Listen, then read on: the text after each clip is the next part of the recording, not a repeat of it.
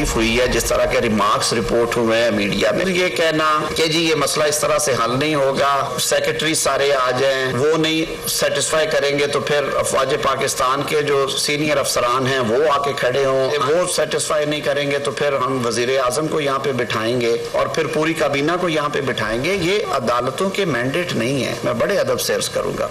और ये जो तरीका है कि एक सनसनीखेज जो खबरें हैं वो बाहर निकलें और ज्यादा बेचैनी फैले, ये गैर मुनासिब रहा है हमेशा। बिस्मिल्लाहिर्रहमानिर्रहीम। लाखों करोड़ों दरूद नबी अकरम सल्लल्लाहु अलैहि वसल्लम पर और उनकी आल पर। कल रात हेलीकॉप्टर के एक हादसे में हमारे ब्रदर इस्लामी मुल्क ईरान के सदर इब्राहिम रईसी साहब जाँ बहक हो गए। उनके साथ वजीर खारजा भी थे और उनके बाकी साथी भी थे। पूरी पाकिस्तानी कौम इस पे सोगवार है क्योंकि ईरान के साथ हमारे सिर्फ समाजी ताल्लुकात नहीं हैं, मजहबी ताल्लुकात भी हैं। लिहाजा पूरा पाकिस्तान आज भी सोगवार है और आने वाले दिनों में भी सोगवार रहेगा। हमारी दुआ है कि अल्लाह ताला उन्हें जवारे रहमत में जगह दे और ईरान को इस्तेहकाम बख्शे। पाकिस्तानी भाइयों की तरफ से ये मैसेज है पूरे ईरान के लिए। हम आज के इशू की तरफ आते हैं। आज जस्टिस मोहसिन अख्तर कैनी साहब की अदालत में एक केस चल रहा था। आपको याद होगा कि आज़ाद कश्मीर के एक शायर हैं अहमद फरहाद साहब, और वो मिसिंग है। जब मिसिंग है तो उसके बाद उनका मामला इस्लामाबाद हाई कोर्ट में पहुंचा और आज जस्टिस मोहसिन अख्तर कैनी साहब ने फिर जो सरकारी वकील थे उनके सामने बहुत कुछ कहा, इतना कुछ कहा कि आप उसे मुसलसल मीडिया पे, सोशल मीडिया पे देख रहे हैं। कुछ स्लाइड्स मैं आपके सामने रखता हूं जो जज साहब और उसके बाद जो सरकारी वकील है उनके दरमियान जो गुफ्तगू है वो। जस्टिस मोहसिन अख्तर कैनी के रिमार्क्स है कि अब हर सूरत में बंदा चाहिए, यानी वो कह रहे हैं कि जो अहमद फराज साहब है उन्हें हर सूरत चाहिए। एक आदमी को अगवा करके रखा हुआ है, अपने ऊपर से अगवाकार का लेबल हटवाएं। सेक्रेटरी दिफा जाती हैसियत में पेश हो वरना वारंट गिरफ्तारी जारी करेंगे। ये सेक्रेटरी जो दिफा है उनको कहा जा रहा है। और जो वज़ारत दिफा के नुमाइंदे से जो वकील थे उनका ये कहना था कि मुगवी ISI के पास नहीं है। ये डिक्लेयर किया गया आज और ISI पे इल्ज़ाम है मगर वो इस इल्ज़ाम की तरदीद कर रहे हैं। और उसके बाद जस्टिस मोहसिन अख्तर कैनी साहब ने कहा कि अब मामला ISI और MI के दायरा इख्तियार से बाहर निकल गया है। वो अपनी नाकामी बता रहे हैं। सेक्रेटरी दिफा लिख कर अपनी रिपोर्ट पेश करें। सेक्रेटरी दाखिला और दिफा अदालत में पेश हों। कल उनकी पेशी है 3 बजे। और इसके साथ साथ जस्टिस मोहसिन अख्तर कैनी साहब ने मजीद कहा कि मैं जब जजमेंट दूंगा तो ये मामला अगवा से कहीं और निकल जाएगा। ये मामला इतना सादा और आसान नहीं है। इस केस में एक मिसाल कायम होनी चाहिए। और साथ उन्होंने ये भी कहा कि कल दोनों सेक्रेटरीज पेश हों, फिर वजीर आजम और काबीना अरकान को बुला के यहाँ पे बिठा के एक फैसला जारी करवाया जाएगा। तो ये मेरा ख्याल है अदलिया की तरफ से एक वार्निंग है हुकूमत के लिए कि अब गवर्नमेंट के पास कोई ऑप्शन है या नहीं है। ये एक सवाल है जो हम आज के शो में डिस्कस करेंगे। हमारे साथ तशरीफ रखते हैं सेनेटर फैसल वाडा साहब, और ये सारा सिलसिला इनके एक बयान से शुरू हुआ था जिसपे ये आज भी स्टैंड करते हैं। क्यों करते हैं इनसे पूछेंगे। और शुएब शाही साहब हमारे साथ तशरीफ रखते हैं, पाकिस्तान तहरीक इंसाफ के साथ ताल्लुक है और नामवर वकील हैं। फैसल वाडा साहब, अब आपने ये मामला शुरू किया था लेकिन अब ये बढ़ता चला जा रहा है। अब तो मेरा ख्याल है वजीर कानून ने भी वही कह दिया जो आपने कहा था, तो ये कहाँ पे जाकर एंड हुआ?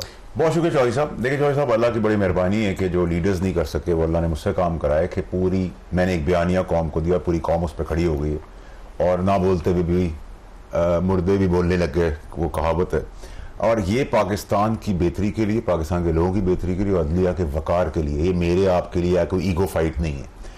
ये बड़ी क्लैरिटी इसके अंदर होनी चाहिए। हमने सवाल क्या किया था? हमने सवाल ये किया कि मुझ पे मैंने कहा कि जी बाबर सत्तार, जस्टिस बाबर सत्तार, जज बाबर सत्तार और जस्टिस अतर मिल्ला ने उनकी अपॉइंटमेंट की। उसके ऊपर कागज़ के अंदर मैंने जवाब मांगा, फिर जवाब मांगा, दर जवाब के अंदर डिस्क्रिपेंसीज आना शुरू हो गई और कंफ्यूज होते चले गए। इसका मतलब ये कि क्या उसको हम गलत बयानी के ज़ुमरे में लाएं, क्या हम उसको एक तासुर देने की बात करें, छुपाने की बात करें। वहाँ से चीज़ें शुरू हुई और फिर नस्ला टावर पे मैंने सवाल उठाया कि वो गरीब बर्बाद सड़क पर आ गए, उनका क्या होगा, उन जैसे फैसले करने वालों के साथ क्या होगा।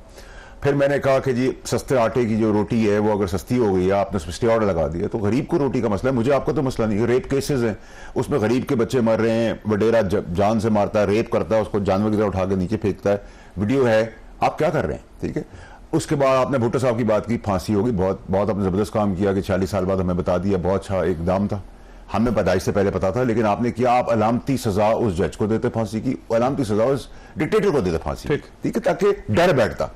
उसके बाद आप आगे बढ़ते गए। तो मैंने तो सवाल उठाए थे, कौमी सवाल थे, ना मैंने किसी पर कोई अटैक किया था। कोई शो कॉज नोटिस में तो मुझे वहां से निकाल के यूं लाए, ठीक है जी, ना तो मैंने कोई मैंने इन जनरल बात की है, तौहीन अदालत इन्होंने की, नून लीग ने की, नाम ले लेके की, गलाजत बकी, गालियां दी, ठीक है, मेरे दोस्त नहीं है, ठीक है, लेकिन जो किया तो आप ये तो नहीं कानून हो सकता, ठीक है। उसके बाद आपने मेरे से एक दफा पहले आप बर्बरियत कर चुके हैं, जस्टिस अतहर मनिल्ला मेरे साथ फैसला हाईकोर्ट में कर सके, जो अनप्रेसिडेंटेड था, मुझे ट्रायल भी नहीं दिया, मेरी मां मरी हुई थी, डेथ बेड पे थी, उनका इंतकाल हो गया। अब आपने जस्टिस अतहर मनिल्ला, कोई जज किसी पर इल्जाम नहीं लगा सकता पूरी दुनिया में, एक माहिर कानून है, आपने मुझे प्रॉक्सी का इल्जाम लगा दिया। इंडियन अखबारों की मैं हेडलाइन हूं, ठीक है, अंग्रेजी अखबारों की इंटरनेशनल में हेडलाइन हूं, मेरे बाप दादा की हम इंटेग्रिटी क्वेश्चन करें, मेरी अपनी जाती इंटेग्रिटी क्वेश्चन होगी। अब आप शवाहिद दें, आपने इतनी बड़ी जुर्रत की, तो जुर्रत करके ये भी बताया जस्टिस अतहर मनिल्ला कि ये सबूत है। अब आप ये करके बरी जुम्मा नहीं हो सकते ना, मैं एक चीज से पीछे हटने वाला हूं, ठीक है जी।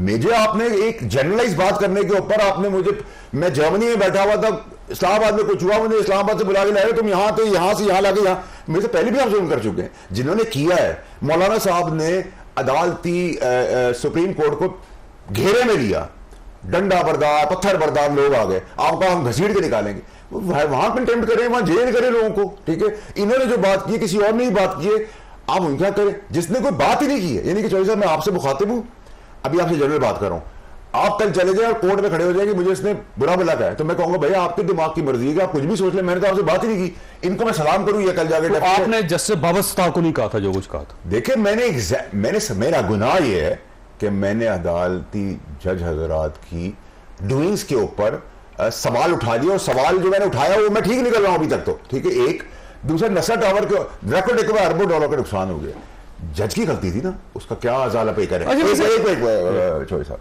अब रेप केसेस हैं, नूर मुकद्दम केस है, ठीक है, ये किसके केस है? अल्लाह ना करे मेरे केस है। रोटी सस्ती मैंने तो नहीं खानी, जो बच्ची का रेप हो गया, सड़क पे उसको फेंक दिया, वो गबरे में बडेरा यूं करके जानवर की तरह देख रहा है, वो मर गई है, हम अगर उस पर उठा रहे, निशानदेही कर रहे हैं, ठीक है, उस पर आप बजाय मुझे क्रेडिट देते हैं, ठीक है।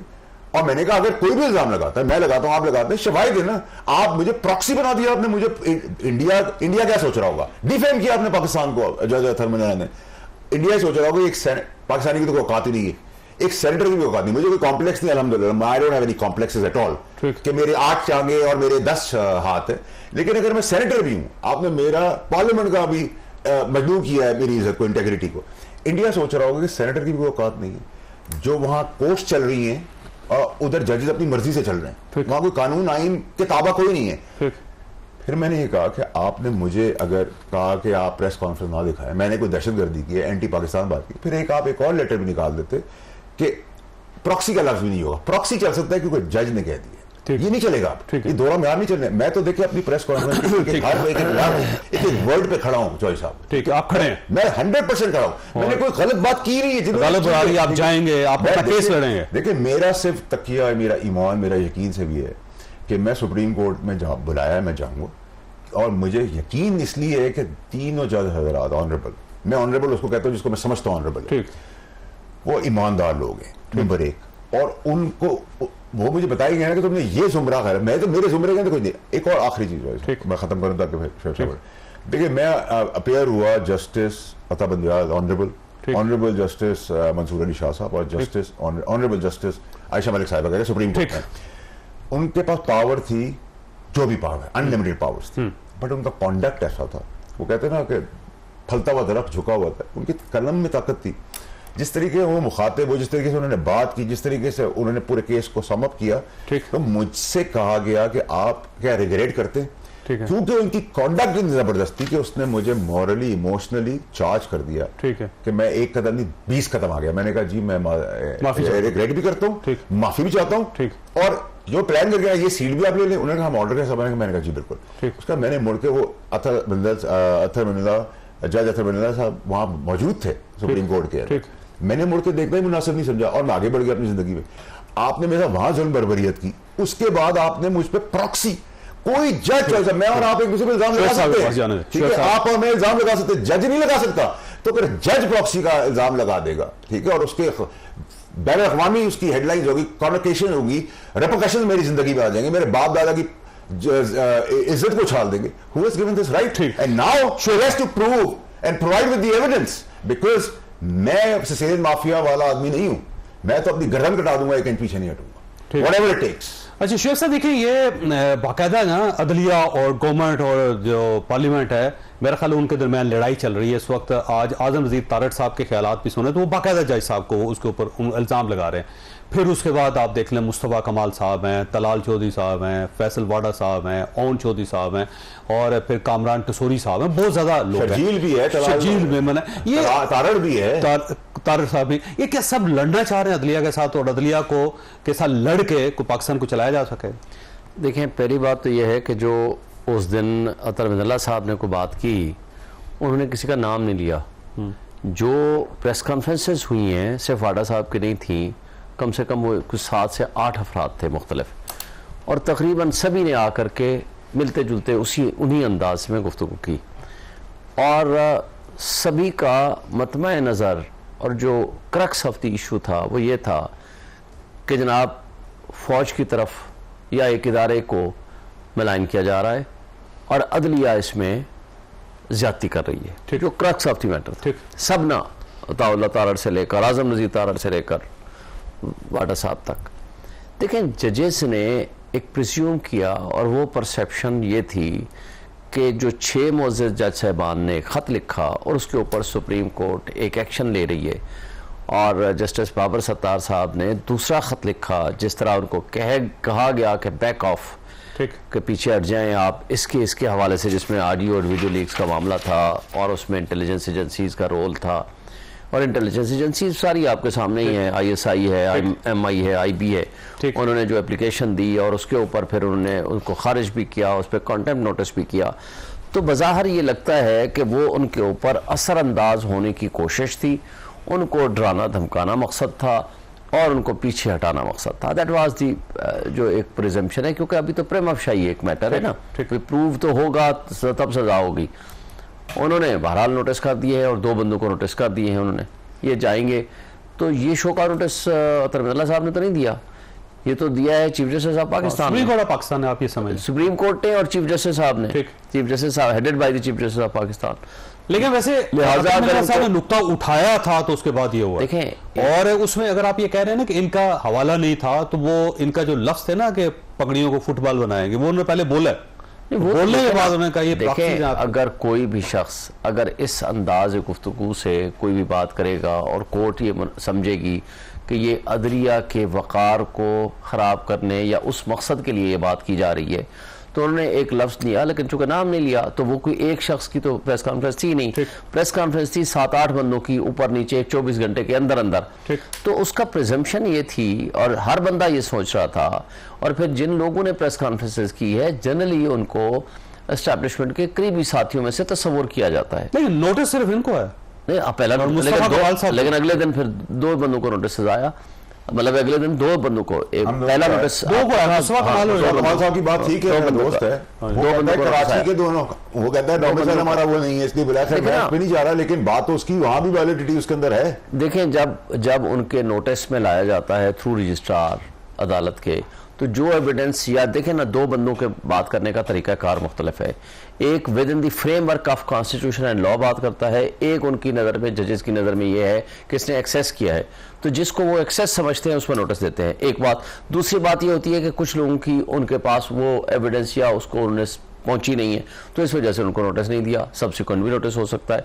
तीसरी बात ये होती है कि जज साहब की ये मर्जी भी होती है, इसमें डिस्क्रिशन भी होती है, क्योंकि बहुत सारे ऐसे सीरियस मैटर्स जहां हम कंटेम्प्ट लेकर गए हैं, कोर्ट ने ये कहा है कि this is between the contemnor and the court, लिहाजा हम इसमें डिस्क्रिशन अपनी एक्सरसाइज नहीं करते कंटेम्प्ट ऑफ कोर्ट की।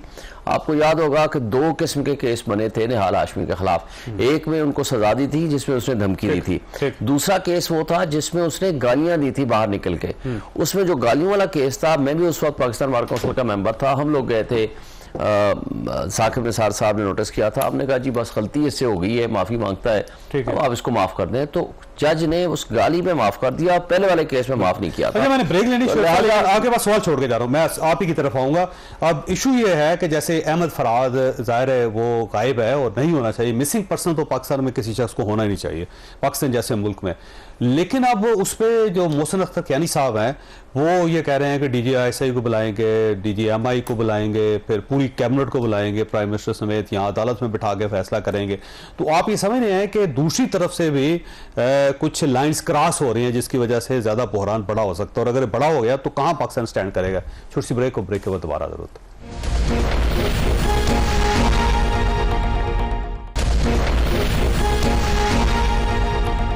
प्रोग्राम में दोबारा खुशामदीद। शिव से देखिए, एक इशू तो इनका है फैसलवाड़ा, मुस्तफा कमाल साहब और बाकी लोगों को भी ज़ाहिर अगर नोटिस होते हैं तो उनका इशू भी हो जाएगा, लेकिन दूसरा इशू जो जस्टिस मोहसिन अख्तर क्यानी साहब ने आज उनकी अदालत से स्टार्ट हुआ है, और यूं लगता है कि एक साइड से ये, दूसरी साइड से सरकारी और हुकूमती इदारे, और वहाँ पे प्राइम मिनिस्टर को बुलाया जा रहा है और कैबिनेट को कहा जा रहा है कि वो भी आएंगे।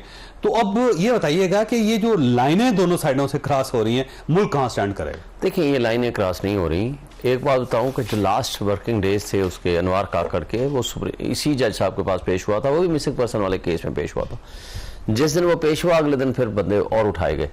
बात यह है कि अगर एक जज साहब के पास, सिर्फ एक के पास नहीं, सब जजेस के पास एक बहुत इंपॉर्टेंट एस्पेक्ट है, वो मिसिंग पर्सन वाला। लोगों के बुनियादी इंसानी हुकूक के तहफ़्फ़ुज़ के ज़ामिन हैं और उसके लिए इन्होंने ओथ ले रखी है इन जजेस ने। एक शख्स मिसिंग है, या तो आके बता दें कि जी यार ये बंदा किसी मुकदमे में इन्वॉल्व है और ये इसके खिलाफ चालान हो गया, ये जेल में पड़ा हुआ है। जब ये नहीं है, कोई एजेंसी उठाए, कोई इदारा उठाए, कोई पुलिस उठाए या कोई शख्सियत उठाए। लेकिन अहमद फरहाद के इशू पे आज जो सरकारी वकील थे उन्होंने कहा जी ऐसा ही कह रही है कि हमारे पास बंदा नहीं है, और कह देने से तो नहीं होता। तो अगर फर्ज करें अगर वो कह दें, कहां से डिस्कवर करेंगे फिर? देखिए, अगर वो सिर्फ आकर कह दें, मैंने कई केसेस किए हैं, वो उठा के ले जाते हैं, इवन जहाज से उठा कर ले गए, और उसके बाद पुलिस कहती है कि जनाब वो ले गए हैं हमारे से, दूसरा कहता है फलां जगह ले गए, तीसरा कहता है फलां जगह ले गए, और 2 हफ्ते बाद केस चलते चलते वो उनको छोड़ दिया। मैंने बुलाया, भाई आगे आ जाओ, उनके भाई की तरफ से केस था, उन्होंने कहा जी बस अब हम पैरवी नहीं करते, वापस ले रहे। हमने वापस ले लिया। और इसी तरह आप देखें कई लोगों को उठाया गया। इसी इस्लामाबाद की मैं बात करता हूँ, बेशुमार मिसालें हैं, मैं नाम लिए बगैर। हफ्ता गुजरा, 2 हफ्ते गुजरे, 3 हफ्ते गुजरे, क्या हुआ? वैसे तो आपकी गवर्नमेंट थी तो उस वक्त भी हो रहा था, वो भी गलत था, उस वक्त बड़ा खौफनाक तरीके से, वो भी गलत था, आज भी गलत है। तो बाकायदा वीडियोस थी, आपको शायद याद है ना, हुसएवर इज अबडक्टेड, किडनैप होता है, वो गलत है। अच्छा मुझे बताएं, रियाज हनीफ राही हमारा वकील था, वो किडनैप हुआ, सुप्रीम कोर्ट में जस्टिस बंदियाल साहब के पास खड़े होकर कहता है जी मुझे उठाया गया, मुझे ये कहा गया कि आप इन मुकदमात से आप पीछे हट जाएं, और मेरे ऊपर तशद्दुद हुआ, मेरे साथ ज्यादती हुई, और जज साहब ने बहरहाल कोई एक्शन नहीं लिया। उसने कहा मुझे एप्लीकेशन दे दो, मैं उस पर एक्शन लूंगा। एप्लीकेशन दे दी गई, अटॉर्नी जनरल को कहा, यही मंसूर अवान साहब थे, उनको अटॉर्नी जनरल साहब को कहा कि जी आप इनके एग्रीमेंट से एड्रेस करें, नहीं हुआ। बात ये थी, उसने नाम लिया कि कौन उठा के ले गए थे। अब बात यह है कि यहाँ एक प्रिजम्पशन है, इंटेलिजेंस एजेंसीज ये काम करती हैं। नंबर 2, उनका माजी का कंडक्ट ऐसा है। नंबर 3, फर्ज करो हम कहते हैं कि नहीं है उनके पास, तो भाई अगर पुलिस, ISI, IB, MI ये मिलके इस्लामाबाद जैसे शहर से एक बंदा गवाह हुआ है और उनकी वो नाकिस कारकर्दगी है और वो कुछ नहीं कर पाते, तो फिर इसका मतलब ये है कि ये सेफ सिटी, ये सारे प्रोजेक्ट्स, ये सारे काम, ये सारा धंधा किस लिए है। और फिर इसमें एक वजह जाती है कि अहमद फरहाद ने हमेशा तनकीद की है कि जो बात करे उसको उठा लो, उसकी नज़में उठाएं, उसकी चीज़ें उठाएं। अगर इस तर्ज अमल से अगर लोगों की आवाज बंद करने का तरीकाकार अगर ये रखा हुआ है तो अफसोसनाक है। और हमारे सिर्फ आखिरी बात, हमारे PTI के 90% लोग पुलिस के पास बाद में गए, 90% लोग उठाए गए, एजेंसीज ने उठाए, उनको तशद्दुद किया, उनसे किंग्स पार्टियां ज्वाइन कराई, उनसे पार्टियां चेंज कराई, वफादारियां बदली कराई, या किसी को चुप कराया गया। जो कुछ ये हुआ है, शोसा देखें, ये आपसे ज्यादा कोई मीडिया में नहीं बोला, आपको तो किसी ने हाथ भी नहीं लगाया। ये अल्लाह का शुक्र है, ये अल्लाह का शुक्र है कि नहीं बोला।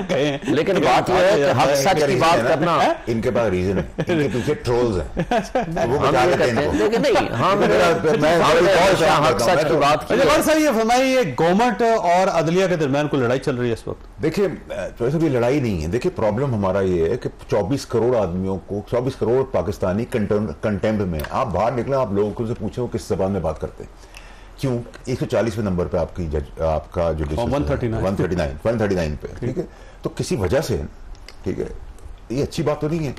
अब आप आ जाएं, शोएब साहब ने बातें की कि उनको लगा कि उनका वकार मजनू हो गया। भाई उनको एक चीज उनके करीब से नहीं है, उनका वकार मजनू होगा। तो हमारा वकार इब्राहिम अब्दुल गफूर नहीं है, हम इंसान नहीं है। हमारा वकार नहीं है, हमारा वकार इब्राहिम है, अब्दुल गफूर है, उनका वकार है। ये कैसी बात है? मैं आपसे बात कर रहा हूं, वहां से काशिफ अब्बासी फोन करके डेफर्मेशन केस कर दे, मैं कहूं भाई मैं चौधरी साहब को इंटरव्यू दे रहा था, ठीक है। ये कैसा कंटेंट है मेरे ऊपर? एक दूसरा ये कि आपने कहा कि मुझे जो लग रहा है कुछ जो मुझे घसीट के लाए हैं वो इस वजह से नहीं लाके मैंने कंटेम्प्ट किया। सर आपने प्रेस कॉन्फ्रेंस उनको लग रहा है और ठीक लग रहा है कि मैं जब भी किसी चीज के ऊपर खड़ा होता हूं, अल्ताफ हुसैन के ऊपर मैं खड़ा हुआ, इमरान खान साहब की गलत पॉलिसियों के आगे मैं खड़ा हुआ, मियां साहब के खिलाफ मैं खड़ा हुआ, ठीक है। मैं हर उस वक्त के खास आदमी के सामने मैं खड़ा हुआ, आपको पता है पिछले दोबार के यूनिफॉर्म में था, लोग कांपते थे, मैं खड़ा हुआ, ठीक है जी। उसके बाद आप कहते हैं कि जी मुझे लग रहा है कि उन्होंने प्रीएम्प्ट कर लिया है। प्रीएम्प्ट कहते हैं पहले से उनको अंदाजा हो गया है कि अब ये मवाद के साथ आगे आ रहा है, ठीक है, और मैं मवाद के साथ आगे आ रहा हूं, ठीक है जी। मेरी आवाज जो है पाकिस्तानियों की आवाज है, मेरी अपनी जाती नहीं है। अगर आप उसको करेक्शन मोड में ले जाएंगे पाकिस्तान अदलिया सबको फायदा हो जाएगा, अदलिया का निजाम बदल जाएगा, अदलिया का वकार एक्चुअल वकार ऊपर आएगा का निजाम पार्लियामेंट ने बदलना। एक बार सर पार्लियामेंट की औकात ये कि 248 के तहत पीएम को इम्यूनिटी है, वो कह रहे हैं पीएम को भी बुला लेंगे, सबको बुला लेंगे, ये भी कर देंगे, वो भी कर देंगे, वो सब कुछ कर देंगे और हम बर्दाश्त कर लेंगे। वैसे काजी फाइज ईसा साहब पार्लियामेंट के हामी है, ठीक है। सुने इस्लामाबाद से एक बंदा गायब है, बहुत अफसोसनाक चीज है, उसको वापस आना चाहिए। लेकिन चेयरमैन सेनेट जो है गिलानी साहब का बेटा कई सालों तक इस मुल्क से गायब रहा, अखबार रहा, नहीं कोई कर सके तो क्या किसी ने जाती तौर पर की थी, जितनी कोशिश थी, जब अल्लाह ताला ने उसकी जिंदगी और वापसी रखी थी वो आया। ये नहीं है कि मैं कह रहा हूं बहुत अच्छा काम, बहुत कंडेम करता हूं, थर्ड क्लास चीज है, और अगर इसकी रिकवरी हम नहीं कर सकते ये भी बहुत बुरी चीज है।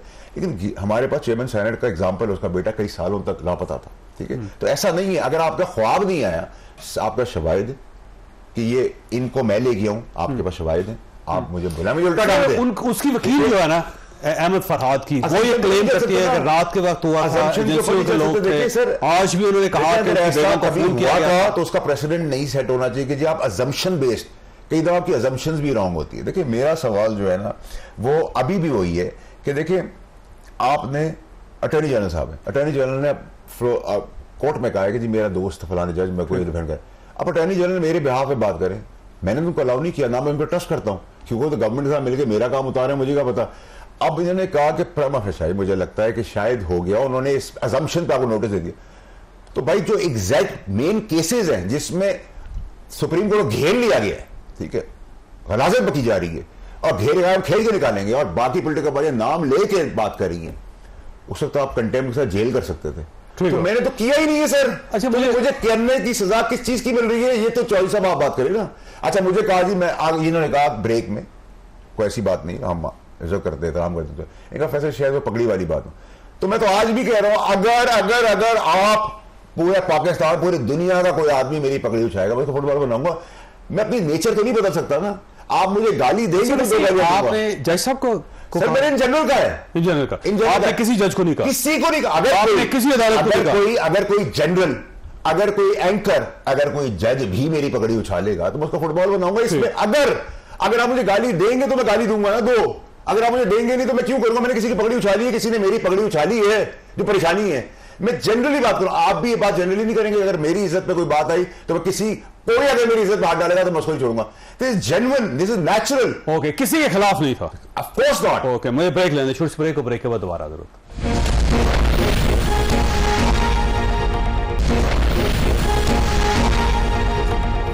प्रोग्राम में दोबारा खुशामदीद। शेख साहब ये फरमाइए सर, ये वजीर कानून ने भी आज मिलती जुलती बात ही कही है, लेकिन आज तो बाकायदा उन्होंने रेफरेंस दे के कहा है जस्टिस मोहसिन अख्तर कियानी साहब का। उन्होंने कहा जी मैं आ रहा था, मैंने ये चीज़ें सुनी, मुझे बड़ा बुरा लगा, मुझे महसूस हुआ कि ऐसा नहीं होना चाहिए, ये जो रेड लाइन्स है वो क्रॉस नहीं करनी चाहिए, गवर्नमेंट है, उनके सरकारी इदारे हैं, आप किस तरह ये कह सकते हैं कि जो उनको बुलाया जाएगा और यहाँ पे ये तो आपकी डोमेन ही नहीं है, जज का काम है फैसला देना और उसके बाद स्टेट का काम है कि उसने उसको इम्प्लीमेंट करना या नहीं करना। तो कहीं ऐसा ना हो जाए कि आजम नज़ीर तारड़ साहब को भी बुला लिया जाए कि आप भी तशरीफ लाएं। आजम नज़ीर तारड़ साहब की बुनियादी जिम्मेदारी ये थी कि जो शख्स गुम हुआ है, आप एग्जीक्यूटिव के सरबराह हैं, प्राइम मिनिस्टर हो या एग्जीक्यूटिव कैबिनेट हो, आपने अपनी ड्यूटी क्या अंजाम दी? आप तो पागल हो जाते हैं कि जनाब बंदा गायब है, बंदे को निकालें, बंदा ट्रेस करें, आप अपने सारे गुड ऑफिसर्स यूज करें, बंदे के बारे में तो आप पूछ ही नहीं रहे। यानी इंसान की कोई कदर ही नहीं है। एक इंसान की जिंदगी जो है वो एक इंसान का जैसे कत्ल है वो पूरी इंसानियत के कत्ल के मुताबिक है। एक इंसान की जिंदगी का सवाल है। आपको इदारों की पड़ी हुई है कि जनाब फलां के खिलाफ क्यों कर दिया, फलां के खिलाफ। और जज साहब ने कहा क्या सर स्टेट बचेगी तो मुल्क चलेगा ना सर? नहीं, स्टेट अगर क्या आप करे? स्टेट ऑर्गन्स को इस तरह डैमेज करेंगे तो कैसे स्टेट ऑर्गन्स का ये काम है कि बंदे उठाएं जाकर गायब कर दें। सर ये भी स्टेट अल्फाज है ऑर्गन्स ना। का ये काम, अच्छा मैं अगर तो उसको है छोड़ किसी के पास सबूत फिर तो बात ठीक है। देखे ना, या स्टेट ऑर्गन्स का ये काम नहीं है कि बंदा अगर उठाया गया है हुसैवर में भी XYZ किसी ने भी उठाया, उसको प्रोड्यूस करना किसका काम है? IG अगर इस काम में नहीं काम कर सकता रिजाइन दें उससे। अगर आपकी ISI का DG ये काम नहीं कर सकता उससे रिजाइन लें। IB का DG अगर ये काम नहीं कर सकता उससे रिजाइन लें। MI वाले ये काम नहीं कर सकते रिजाइन लें। अगर आपके शहर में अगर बुनियादी इंसानी हुकूक या फंडामेंटल राइट्स किसी एक इंसान के मुतासर हो रहे हों और अदालत उसके ऊपर बैठ के बारहा आपको टाइम दे रही हो, सेक्रेटरी दिफा को बुलाती है, IG को बुलाती है, कंसर्न सेक्रेटरी इंटीरियर को बुलाती है, वो कहते हैं कि हमारे पास नहीं है जी, बस ये जवाब है क्या? इसके बाद अगली जिम्मेदारी उनकी खत्म हो जाती है। एक है उनकी एक्टिव कनाइमेंस कि उन्होंने ये काम किया है, एक है उनकी नेग्लिजेंस। ये दोनों काम उन्हीं से पूछा जाएगा ना, जज खुद तो नहीं जाएगा। लेकिन वो जा करके आपका माजी याद करवाना पड़ता है कि यहाँ पे अफसार आलम को एक पार्क के अंदर चलते हुए गोली मार दी गई थी और उस वक्त भी अदलिया कहती रही, जजेस कहते रहे आपकी गवर्नमेंट थी, आपने केस को किसी साइड पर लगने नहीं दिया, किसी एक शख्स को ना बुलाया गया, ना गिरफ्तार किया गया, ना किसी को मुलजिम करार दिया गया। देखें, फिर एक दूसरे सहाफी को उसके घर के अंदर घुस के उसको फेंटा लगा के वो चले गए और उसके बाद जब ये केस उस वक्त भी किया था, इवन काजी फाइजी से साहब उसके घर गए थे, लेकिन आप असतूर के, लेकिन आपका दौर था, आपने केस किसी तरफ लगने नहीं दिया। देखें, एक है केस की पैरवी प्रॉपर नहीं हुई, उसके लिए प्रोसिक्यूशन ब्रांच है। एक सामने नजर आ गया, उसने किसी पे इल्जाम लगा दिया, एक बंदा उठाया गया। आज एक बंदा उठाया गया है जिसका अभी ये ट्रेस नहीं हुआ, वो है कहाँ? उसको प्रोड्यूस करना अदालत की सबसे बड़ी जिम्मेदारी है, वरना अदालतों के रखने का कोई फायदा नहीं है। आपके दौर में कितने लोग मिसिंग हुए सर? आप छोड़े, देखिए हमारे जमाने में भी अगर किसी ने उठाया, गलत उठाया, हम उस वक्त भी उसकी कंडेम करते थे। नहीं करते थे आप उस वक्त? मैं आप उस वक्त आज भी करते, आप उसमें बाकायदा दलाइल देते थे जी कि देखें उनको। देखें, हमारा एक वकील उठाया गया था यहाँ से, हमाद डार, आज की बात है ना? नहीं, उनके ज़माने में, इमरान खान साहब के इक़्तिदार के ज़माने में, हमने उनकी तरफ से पिटीशन फाइल की अतर मिनल्ला साहब चीफ जस्टिस से। उन्होंने 24 घंटे के अंदर उसको प्रोड्यूस कराया, एजेंसीज उठा के ले गई थी। मतीउल्लाह जान को उठाया गया, 24 घंटे के अंदर उनको प्रोड्यूस कराया। मैंने छुड़ाया था, हम पिटिशनर थे 12 उस केस में भी। लेकिन कहने का मतलब है कि हम उस जमाने में भी जो लोग भी उठाते थे गलत थे, लेकिन आज भी हम ये कहते हैं कि हम इसको लाइसेंस तो नहीं दे सकते ना कि आप बंदे उठाएं, ले जा करके गायब करते हैं और उनको प्रोड्यूस ना करें बिफोर द कोर्ट और सिंपल स्टेटमेंट दे दी हमारे पास नहीं है, हमारी ड्यूटी खत्म हो गई। आप करना क्या चाहते हैं? देखिए, मैं समझ नहीं आ रहा। मैं चॉइस साहब, देखिए मैं चाहता हूँ कि इस मुल्क के अंदर रिफॉर्म्स हों। ठीक है, वो तो पार्लियामेंट करेगी रिफॉर्म। तो मैं पार्लियामेंट, अभी तो हम खड़े हुए हैं, तो कहा इधर खड़े कैसे हो गए इस मुल्क के अंदर? भुट्टो साहब खड़े हो, फांसी चढ़ा दो। उसके बाद से आज तक डेमोक्रेसी पटरी पे नहीं आ सकी। जो खड़ा होगा इस मुल्क के अंदर उसको किसी ना किसी घेर लेंगे। ठीक है, इधर ले आओ, इधर ले आओ।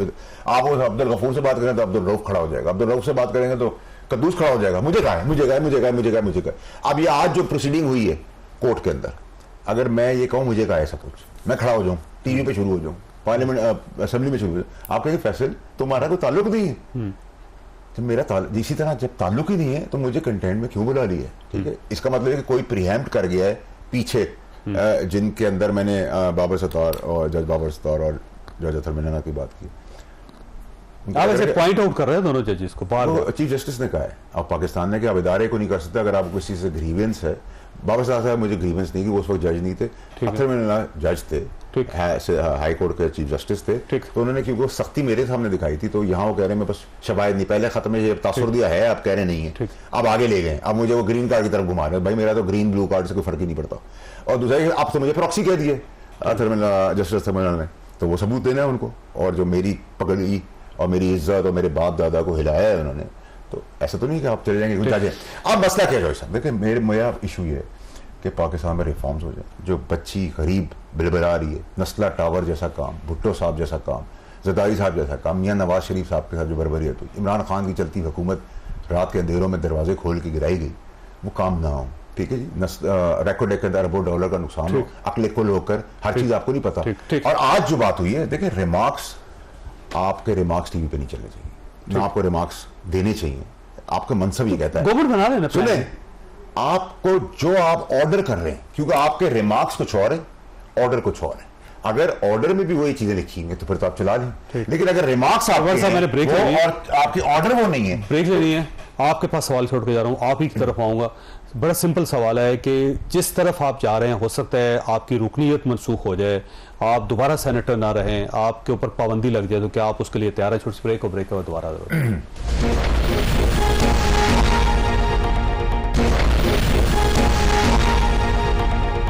प्रोग्राम में दोबारा खुश आएंगे। वाले साहब, ये ज़ाहिर तौहीन अदालत का नोटिस हुआ है आपको, और आपको सजा भी हो सकती है, तो सजा के लिए तैयार हैं आप? देखिए चौधरी साहब, मेरे साथ पहले कब इंसाफ हुआ? नंबर एक, इस बार तो मेरा कोई ताल्लुक ही नहीं है, मुझे घसीट रहे हैं, और मैं उम्मीद करता हूँ कि ईमानदार बेंच के आगे मैं जा रहा हूँ, ऑनरेबल जस्टिस की, और वो मुझे बताएंगे ना कि मैंने गुनाह कबीरा उस पर क्या किया। जिन्होंने गुनाह कबीरा किया है उनके ऊपर तो कोई सवाल नहीं हो, नंबर एक। तो कौम देख लेंगे, लेकिन कौम का दिमाग में शऊर डालना था मुझे 24 करोड़ लोगों के दिमाग पे।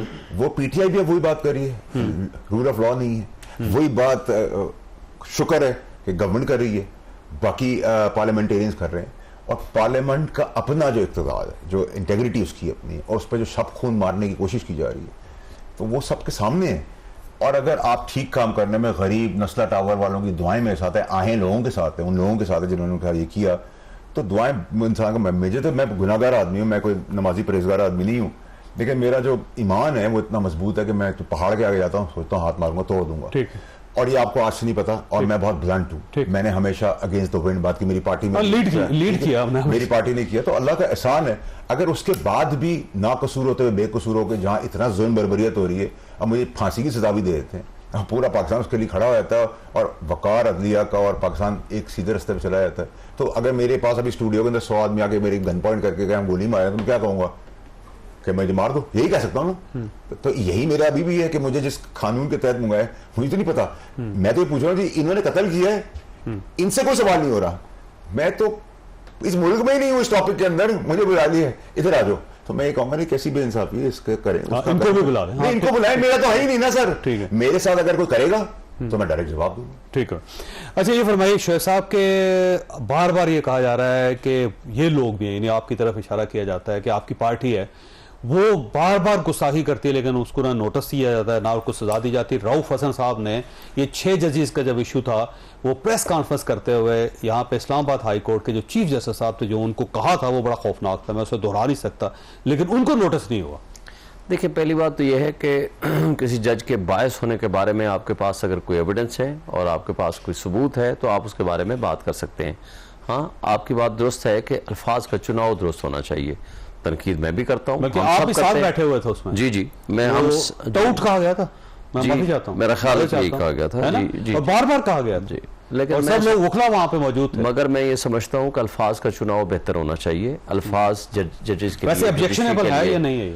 ये ऑब्जेक्शनेबल है, नहीं होना चाहिए था ये। लेकिन एक बात तय है कि हमारा जो एक ग्रीवेंस है, biasness of justice Aamir Farooq साहब, वो हमारे पास एविडेंस है अपनी जगह। मैं वही कह रहा हूँ ना कि हमने तो लिख के दिया है, ये कह देंगे आप नहीं, नामुनासिब अल्फाज थे, नहीं कहना चाहिए था। मगर एक बात आपको बताऊं, हमने ये तमाम बातें लिख के दी हैं जस्टिस आमिर फारूक साहब को उनकी अदालत में। आज भी तो नहीं है, लेकिन फिर भी आप ये नहीं आज मैंने कह दिया ना कि वो अल्फाज का चुनाव दुरुस्त नहीं था। मैंने कहा ना कि हमने ये इन चीजों का लिख के दिया है जज साहब को। लेकिन एक बात आपको बता दूं, जब आप जुडिशरी को मिलाइन करने की नीयत से उनके ऊपर अटैक करते हैं, और जब जुडिशरी वर्सेस इंटेलिजेंस एजेंसीज यहाँ सामने सामने खड़ी हैं, आज पाकिस्तान के सुप्रीम कोर्ट में तमाम हाई कोर्ट्स ने और लोअर जुडिशरी ने लिख के दिया है कि ISI हमारे निज़ाम इंसाफ में सबसे बड़ी रुकावट है। हमें कहा जाता है कि आप ऐसे फैसले करो, जब हम नहीं करते तो हमें लाइफ थ्रेट्स मिलती हैं। तो बात यह है कि आज जो 6 मुअज़्ज़ज़ जज साहबान ने लिख के दिया है जो सुप्रीम कोर्ट में मैटर सब जुडिस है, और उसके अलावा बेशुमार ऐसे इंसिडेंट्स हैं जो मुख्तलिफ जजेस ने मुख्तलिफ अंदाज़ में कह देना एक जगह एक चीज होती है, सबूत देना दूसरी चीज होती है, सजा हो हाई कोर्ट के जाती है, जजेस तीसरी क्या चीज होती दें? है। सिर्फ कह देना काफी नहीं है, जजेस के पास सबूत ज्यादा स्ट्रांग होने चाहिए क्योंकि वो सारा दिन यही काम करते हैं। हाई कोर्ट के जजेस का सिर्फ ये कह देना कि हमारे ऊपर प्रेशर है, एक जज साहब का कह देना कि हमारे बेडरूम में कैमरे लगाए गए, एक जज साहब का कह देना कि उसके ब्रदर निस्बती को अगवा किया गया, कह देना काफी है, कह देना काफी है। एक जज का कह देना काफी है। और उन्हें ये देखें, उन्होंने पहली दफा नहीं कहा, उन्होंने पहले अपने चीफ जस्टिस साहब को लिख के दिया, उसके बाद वो चीफ जस्टिस पाकिस्तान के पास गए, उसके बाद उन्होंने सीनियर प्यूनी जज के पास गए, उसके अलावा उन्होंने दोबारा अपने चीफ जस्टिस को लिखा और फाइनली ये खत लिखा। पिछले 1 साल से मुसलसल उन्होंने इसकी पैरवी की। वक्त में आपने गुफ्तगू सुनी, फैसला आपने खुद करना। अल्लाह ताला आप और आपके अहले खाना को हर किस्म की मुसीबत से महफूज रखे। अल्लाह हाफिज।